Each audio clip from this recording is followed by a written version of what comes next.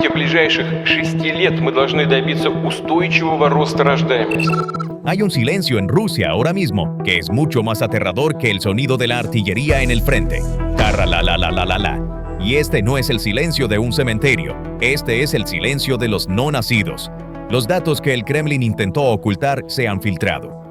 En toda Rusia, solo 90.500 bebés nacieron en febrero de 2025. Este es el nivel más bajo visto en la historia moderna de Rusia. Esta es la muerte biológica de un imperio. Mientras Vladimir Putin intenta expandir sus mapas, la presencia humana dentro de las fronteras de su propio país está siendo borrada del mapa. Se están produciendo tanques, se están lanzando misiles. Pero las generaciones que usarán esos tanques, que mantendrán vivo a ese país, están desapareciendo. ¿Por qué no hay bebés? Porque los potenciales padres han huido. La guerra ha tragado a 1 millón de personas, muertos y heridos. Las madres están recibiendo ataúdes. Los padres están arrugando papeles de mártires y tirándolos. Los que se fueron no volverán, pero no solo los muertos se han ido.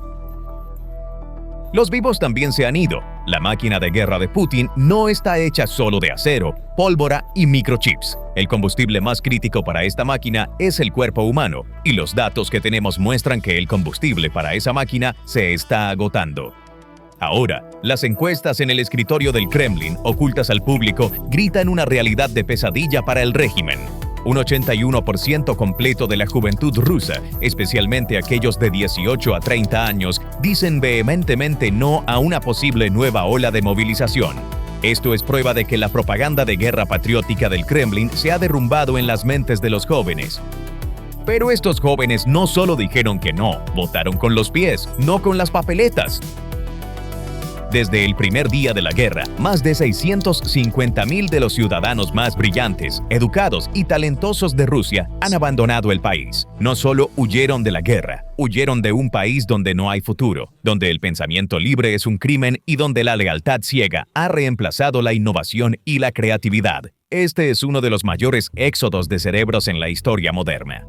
Dicen, las ratas están abandonando el barco, pero aquí no eran las ratas las que abandonaban el barco, eran los capitanes, ingenieros y navegantes del barco. ¿Quiénes eran los que se iban? Eran ingenieros de software que se negaban a morir en las trincheras. Eran médicos que no podían encontrar medicinas embargadas. Eran científicos que no podían encontrar un lugar para ellos en el sueño del mundo ruso de Putin. Estas 650.000 personas ahora están usando sus talentos, no para Rusia, sino para las nuevas empresas tecnológicas que han establecido en Armenia, Georgia, Turquía o Serbia.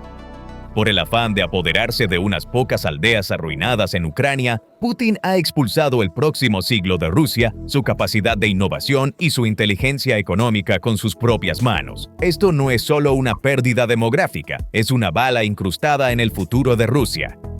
Rusia es ahora un país de lealtad ciega y de certificación intelectual, no de innovación, creatividad y futuro. ¿Y qué pasa con aquellos que no pueden escapar? Para ellos, el plan del Kremlin se ha convertido en una caza de personas que es mucho más insidiosa y mucho más despiadada que una movilización oficial. El hecho de que el 75% de la población se oponga a una nueva movilización masiva está impidiendo que el Kremlin declare una movilización oficial, porque este es un paso extremadamente arriesgado que podría llevar inmediatamente a protestas masivas y caos interno. En cambio, el régimen está llevando a cabo una segunda ola de movilización secreta, un método mucho más insidioso y despiadado. La base de esta movilización secreta es el esfuerzo por reclutar soldados voluntarios. Sin embargo, este voluntariado se basa en gran medida en el engaño y la coerción. Los comisariatos militares están consiguiendo que prisioneros, deudores y jóvenes de regiones pobres firmen contratos prometiéndoles amnistía o salarios tan altos que no pueden permitirse devolverlos. A los gerentes de empresas estatales se les dan cuotas para convencer a un cierto porcentaje de sus empleados de que se ofrezcan como voluntarios. A los trabajadores migrantes de Asia Central se les obliga a unirse al ejército con la promesa de ciudadanía o la amenaza de deportación. Esto no es un llamado al patriotismo, es una caza humana poco ética, dirigida a los segmentos más vulnerables e indefensos de la sociedad. En el otro lado de esta trágica ecuación están millones de personas mayores que han servido a este Estado a lo largo de sus vidas, soportado las dificultades de la Guerra Fría, el colapso de la Unión Soviética y el capitalismo salvaje de los años 1990, y finalmente pensaron que habían encontrado refugio en el puerto estable prometido por Putin. Uno de los pilares más importantes del poder de Putin siempre ha sido el apoyo pasivo e incuestionable de los pensionistas y la población anciana. Este apoyo se compró con pagos de pensiones modestos, pero al menos puntuales, y asistencia social. En otras palabras, con la promesa de seguridad y previsibilidad. La guerra rompió despiadadamente este contrato social implícito con un puñal de traición. Los jóvenes se fueron, los pobres fueron enviados al frente. ¿Quiénes quedaron atrás? Los ancianos, y la mayor traición se cometió contra ellos. El contrato de estabilidad y seguridad de Putin se rompió en los estantes del supermercado. El Kremlin había elevado previamente la edad de jubilación gradualmente a 65 años para los hombres y 60 para las mujeres.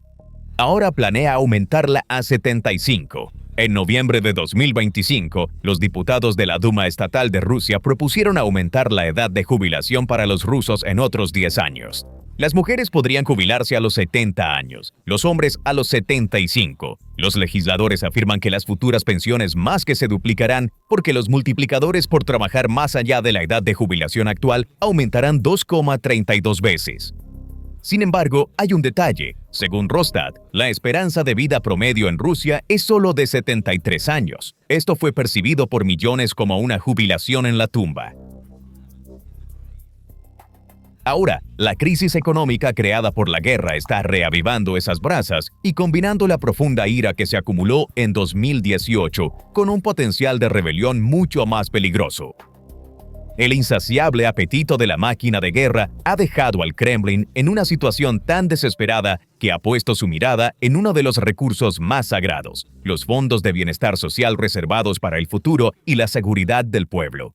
En 2025, para cerrar el déficit presupuestario y crear recursos para la producción de misiles, se retiraron 4.800 millones de euros completos del Fondo Nacional de Bienestar, línea de asistencia social y pensiones, y se transfirieron directamente al presupuesto de defensa. Esto no es una transferencia presupuestaria técnica. Es un robo de los bolsillos de millones de pensionistas, personas con discapacidad y familias necesitadas sin su consentimiento. Las consecuencias de este robo fueron inmediatas y despiadadas. Los pagos reales de pensiones, es decir, el poder adquisitivo real ajustado por la inflación, se han erosionado en más del 15% en el último año. La inflación ya no es un murmullo oculto detrás de las cifras oficiales. Es una alarma que resuena en cada calle y en cada mercado. Esta tasa, mostrada como 9% en papel, da paso a una realidad mucho más devastadora en la vida diaria. Esto significa menos pan en la mesa, medicamentos inasequibles y facturas impagas. Sin embargo, la crisis se ha profundizado hasta tal punto que el problema ha pasado de la insuficiencia de las pensiones a la cuestión de si se pueden pagar las pensiones en absoluto. Han comenzado a surgir informes desde las regiones remotas y empobrecidas de Rusia sobre retrasos de semanas en el pago de las pensiones. La humillación e impotencia de una persona mayor que ha servido al Estado toda su vida, esperando en la oficina de correos o en el banco al final del mes para ver si se han depositado sus pocos miles de rublos de pensión, está erosionando los últimos vestigios de lealtad al régimen. Y la solución que el Estado ha encontrado para cerrar esta brecha añade otra capa de traición: nuevos impuestos. Para llenar el enorme vacío en el sistema de pensiones, el Kremlin ha comenzado a trabajar en nuevas regulaciones que aumentarán la carga fiscal sobre la gente. En otras palabras, el Estado primero gasta el dinero del fondo de pensiones en la guerra, luego mete la mano en los bolsillos de la gente, la clase trabajadora, para llenar el vacío creado por ese gasto. Este es un ciclo vicioso. Y cuando este ciclo eventualmente se vuelve insostenible, el sistema mismo colapsa. Los primeros signos de este colapso ya no son solo susurros. En ciudades pequeñas y medianas de Rusia, protestas locales sin precedentes han comenzado a extenderse. Estas no son acciones de opositores políticos en Moscú. Estas son las revueltas de personas que se congelan en un pueblo siberiano porque los sistemas de calefacción se han colapsado, de trabajadores que se declaran en huelga en una ciudad industrial en los Urales porque no se les han pagado sus salarios, de pensionistas bloqueando carreteras en un pueblo del Cáucaso porque se han cerrado hospitales. Estas protestas de pan y mantequilla son mucho más peligrosas para el régimen que las protestas políticas porque estas personas luchan no por ideales abstractos, sino por su derecho más básico a sobrevivir. En medio de esta lucha, la gente comenzó a perder no solo su pan, sino también a sus seres queridos. Los jóvenes huyeron, a los ancianos los robaron, y los nuevos no están llegando. Desde el comienzo de la guerra, más de 1 millón de soldados rusos han perdido la vida. Ahora las calles están llenas del eco silencioso de este dolor. Los sepultureros, obligados a cavar en el suelo congelado del invierno, trabajan desde la capital hasta los pueblos más remotos. Ataúdes cubiertos con láminas de plástico son descargados en las estaciones de tren de los pueblos pequeños y entregados a las familias. Algunas madres reciben los ataúdes de sus hijos con lágrimas, mientras que algunos padres arrugan y tiran los papeles que dicen mártir.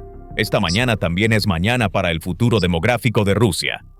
En febrero de 2025, solo 90.500 nacimientos se registraron en toda Rusia. Esta es una de las tasas de natalidad mensuales más bajas en la historia moderna. Mientras tanto, las muertes son mucho más altas durante el mismo periodo y el país se está deslizando hacia un precipicio demográfico con su población que envejece rápidamente y sus tasas de fertilidad en declive. En 2023, la tasa de fertilidad total fue de 1.41 hijos por mujer. Esto está muy por debajo del nivel de 2.1 requerido para que la población se reemplace a sí misma. Esto se debe a que, a los ojos de la familia rusa promedio, tener hijos ya no es un ideal sino una inversión arriesgada. La gente no ha olvidado el colapso económico de la década de 1990. La incertidumbre, la pobreza y el colapso social de ese periodo dejaron profundas cicatrices en la memoria colectiva. Hoy, la sensación de que una atmósfera similar está emergiendo de nuevo es el principal factor que amenaza el futuro de los nuevos niños. Sin estabilidad económica, sin seguridad social, sin el Estado de Derecho, la gente no quiere tener hijos, y el Kremlin lo sabe. Pero a pesar de esto, en lugar de la solución fundamental de terminar la guerra y establecer una seguridad social a largo plazo, está tratando de disimular el problema con políticas superficiales. El programa de capital de nacimiento, que entró en vigor en 2007, logró un éxito a corto plazo. Aumentó la fertilidad por mujer en 0.15, pero este aumento solo coincidió con el periodo de auge petrolero entre 2008 y 2012. Durante este breve periodo de confianza económica, algunas parejas optaron por tener su segundo hijo un poco antes. Cuando los ingresos petroleros disminuyeron, el Kremlin intentó otros enfoques, intentó restringir el acceso al aborto. Introdujo un requisito de aprobación por parte de un ginecólogo para el embarazo. En 2024, se prohibió la propaganda de vida sin hijos. Se ofrecieron pagos en efectivo a estudiantes de secundaria embarazadas. Se lanzaron campañas de propaganda alentando a las jóvenes a dar a luz a una edad temprana. Tales iniciativas hacen titulares, pero no producen bebés. Porque estas políticas no abordan los profundos problemas sociales y económicos subyacentes al declive demográfico. Hoy, el Estado ruso ya no comparte datos mensuales de nacimientos. Esta es una admisión silenciosa pero clara de la gravedad de la situación. El Estado ha comprendido que el futuro es tan sombrío que debe ocultarse al público y en lugar de enfrentar las cifras, intenta encubrirlo con retórica. Mientras el número de niños nacidos en Rusia está disminuyendo, hasta 14 millones de trabajadores migrantes están empleados en el país. La mayoría de estos trabajadores provienen de países como Tayikistán, Uzbekistán y Kirguistán. En estos países, las tasas de fertilidad aún rondan los 3 y los hombres jóvenes pueden ganar más que en sus propios países, a pesar de los bajos salarios en Rusia. Los migrantes no solo trabajan, sino que también traen a sus familias con ellos.